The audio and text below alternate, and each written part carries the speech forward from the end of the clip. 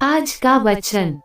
पहला पाठ इब्रानियों के नाम संत पौलुस का पत्र, अध्याय 3 पद संख्या 7 से 14। इसलिए आप पवित्र आत्मा के इस कथन पर ध्यान दें, ओह यदि तुम आज उसकी यह वाणी सुनो, अपना हृदय कठोर न कर लो, जैसा कि पहले विद्रोह के समय हुआ था।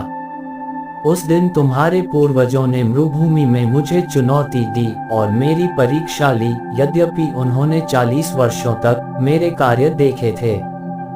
इसलिए मैं उस पीढ़ी पर अप्रसन्न हो गया और मैंने कहा, उनका हृदय भटकता रहा है, वे मेरे मार्ग जानना चाहते हैं। मैंने क्रोध होकर ये शपथ खाई, वे मेरे विश्राम स्थान में प्रवेश नहीं करेंगे।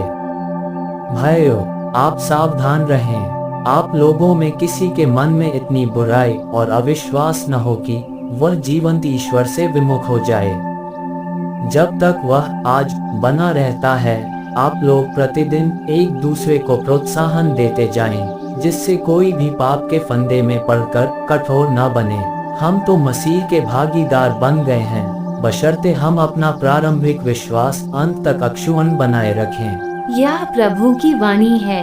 सुसमाचार संत मार्कुस, अध्याय 1 पद संख्या 40 से 45।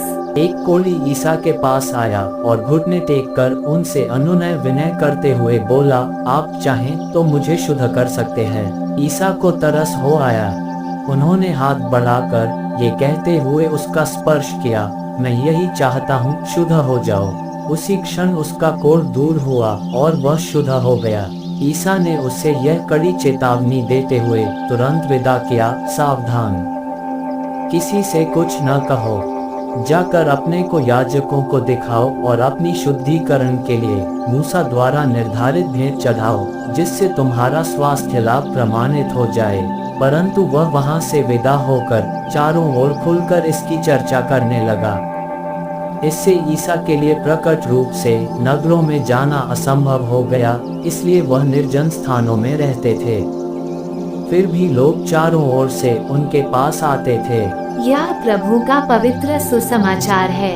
आमीन। आज का चिंतन, बीमारी या कमजोरी की पहचान ही उसकी सबसे बड़ी औषध होती है, जो विभिन्न उपकरणों या औषधों की खोज करती है।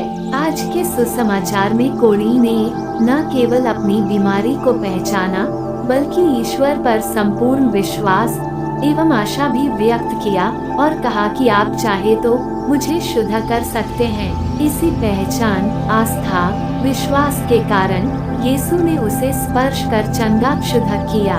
आइए हम अपने आध्यात्मिक बीमारियों, पाप की प्रवृत्ति को पहचाने और संपूर्ण विश्वास एवं आशा के साथ प्रभु के पास जाए और विनम्र भाव से अनुनय विनय करें कि हे प्रभु, आप चाहे तो मुझे शुद्ध कर सकते हैं।